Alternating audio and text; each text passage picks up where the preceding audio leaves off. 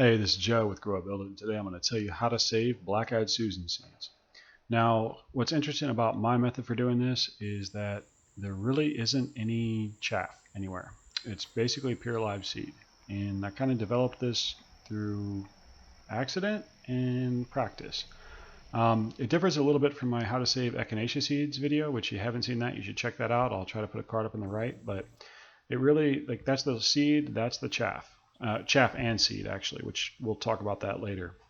But this method is quick, clean, and efficient for getting rid of all the non-germinating material from the seed heads. So without further ado, I will take you through that, though. And obviously, I'm from Grow Up Build It, and we have a website on this. So I like to go out in the wild to find my seeds, and I like to do that for black-eyed Susans. And a general note on this is when you go to collect seed heads, especially if the plant's still blooming, you need to inspect it to make sure that it's actually dead and dried. So that one has a gray stem or a brown stem, it's done. The seed is fully formed, whereas this one still has a green stem near the seed head. So I wouldn't want to take this one because the seed may not be completely viable. It may be 80% viable versus 100. But you need to go out and find your seeds. So I'm going to be focusing on Rudbeckia hirta, which is the biennial black-eyed Susan. I came across this patch in Pennsylvania, and this method, by the way, works for pretty much all members of the Rudbeckia genus. So brown-eyed Susan, like here with the small blooms, Rudbeckia Fulgida goldstrum, like you see here, which is the common perennial black-eyed Susan sold in stores. But I'm going to do the actual biennial, which means it lives for basically 2 years and dies, black-eyed Susan. It's the most common one. It's a prolific bloomer. It's excellent. So find a place where the plants are growing and then return about a month later. I came back to the same location 5 weeks later, and I have plenty of seed heads to harvest. They're pretty much all dead, dried out, and gray or black, and the stems are as well. So I can get right in there and just start cutting. So take a set of pruning shears or scissors and just start plucking out the heads that matter. Now I'm using a little cooler there to hang off my neck. It makes it easy. Now I wanted to show this seed head because you can see how some of the chaff is missing. It might be a sign that the goldfinches are starting to eat the seed from this. If that's the case, you need to get after it because they do love to eat these. But anyways, get out there and harvest your seed heads. And then you're going to want to let it dry out for a few more days in a garage or somewhere dry, which I did. Here's my cooler. It's 3/4 of the way full of seed heads, so I have a pretty good haul. And let's talk about a seed head and what the seed is versus the chaff, because that can confuse people here on this plant. But you can see how easy everything falls out of the seed just by knocking it around. We've got a mix of chaff and seed there. And most people will separate it by hand like this. They'll find the seeds and try to separate it from the chaff, or just take a pinch, sprinkle it on dirt, and hope for the best. Anyways, I like to get a clean operation. So again, the seed head, we can just tap it and stuff falls off. And this is what the seed looks like on the left and chaff on the right. Now you can notice that the seed is a lot shorter than the chaff. And if you actually put a measurement on it, it's like 2 millimeters long, 2 to 3 for the seed, versus roughly 4 millimeters for the chaff, 4 or above. And if you actually get these in your hands, you'll know that the seed is quite hard, whereas the chaff will crush very easily. So it's not too hard to differentiate either way. Anyways, we need to separate this stuff out. And by the way, we're going to separate the chaff first, but in about a month or 6 weeks, we should have a video on total grow and care on black-eyed Susans on here and on our website, growupbuild.com. So look for the cards on the right.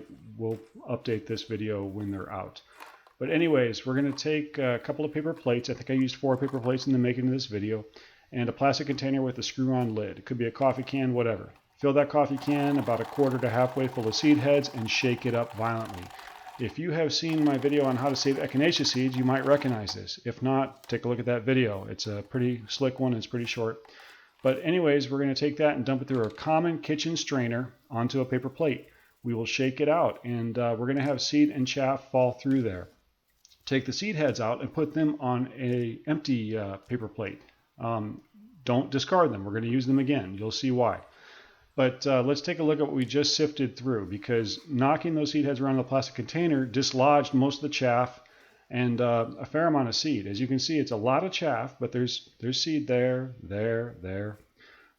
If I had to guess, I would say it's probably 70% chaff and 30% seed. So it's not worthless. It has value. You could go dump it in a disturbed ditch somewhere and probably get a bunch of things to germinate. But let's look at the seed heads we just shook up. You can see I'm just flicking it with my finger, just tapping it gently, and more seed is coming out. So we can see that the Rudbeckia genus, they hold seeds in the seed heads much more firmly than other species. So we're going to put them all right back into that plastic container, and we're going to go at them again. But this time we're going to do a little magic trick or modification. We are going to add something hard in there to dislodge it better. So I'm going to use a washer, a nut, and a bolt that are fairly hefty. You could use a rock for this. You could use some coins. Just anything that when it smacks into the seed head, it's going to knock seed out. So just put those right into the plastic container, secure the lid, and shake it up just as you did before. Only now we've got all the chaff in the plate on the lower right hand corner of this video. So everything we should be dislodging now should be pure live seed, or mostly pure live seed. So that's the cool thing. Take out the hardware and then just take the seed heads out, and you can discard them now. We are basically done with them. We've knocked out 95% of the seed from them, hopefully. And you can sift it a little bit and toss the chaff in a compost bucket somewhere, and you can sift it multiple times if you want. It's a personal preference, really. I'm trying to do this so that I can show you how clean this method works, and this didn't focus, so I got my phone out quick, and this is the exact same pile in real time. That's pure live seed. There is no chaff. So if you take a pinch of that and sprinkle it on a pot or some disturbed soil, you know roughly how much seed you're putting down.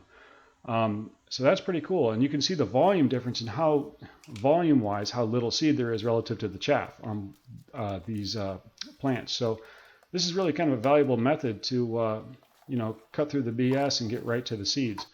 Now after this, we just have to repeat this process multiple times. So I have a cooler full of this stuff, and I did 5 rounds of seed heads coming out of the cooler to do this, and it took me around 20 minutes to do, so about 4 minutes per, and that's sifting it multiple times. But anyways, it's a very efficient method to get thousands of seeds. So you can rewild an area through this. If there's a disturbed area near you, you can get tons and tons of free seed by doing this, thousands of seeds. And also we will have a detailed article on this at growupbuilt.com. So, if you start doing this and you forget, you don't want to watch a video, you just want to read, you can go there and see that. We have a lot of other interesting stuff on black-eyed Susans, various species, how to germinate them, so on and so forth there. So check it out. But now I've basically completed it. So I have a thin layer of black-eyed Susan seed on one plate, and I have a thick layer of chaff and seed mix on the other.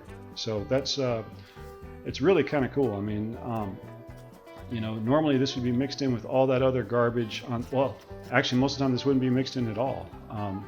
Most people would just get this pile, which is chaff, more chaff than seed. So anyways, I'd be remiss if I didn't tell you how to store it. But after you've completely dried it in a dry place, you can put them in a sealed plastic container, you can put them in a plastic baggie, sealed up, and they're good for a couple of years. And if you're worried about anything else, you could just put them in an envelope. Those work too. And I've germinated this seed when it's been a couple of years old, but every year, the seed germination rate should drop. So be careful. But I've hoped you guys enjoyed this video. Give me a thumbs up and subscribe if you want to see more of this. And look out for our video on how to take care of black-eyed Susans, the whole life cycle. It'll be in the cards on the right when it's ready. And really, I just wanted to watch this again because I find it so satisfying to watch the seed pouring into a pile in slow motion with no chaff, because it's such a clean and efficient method. So thank you guys very much, and you have a good one.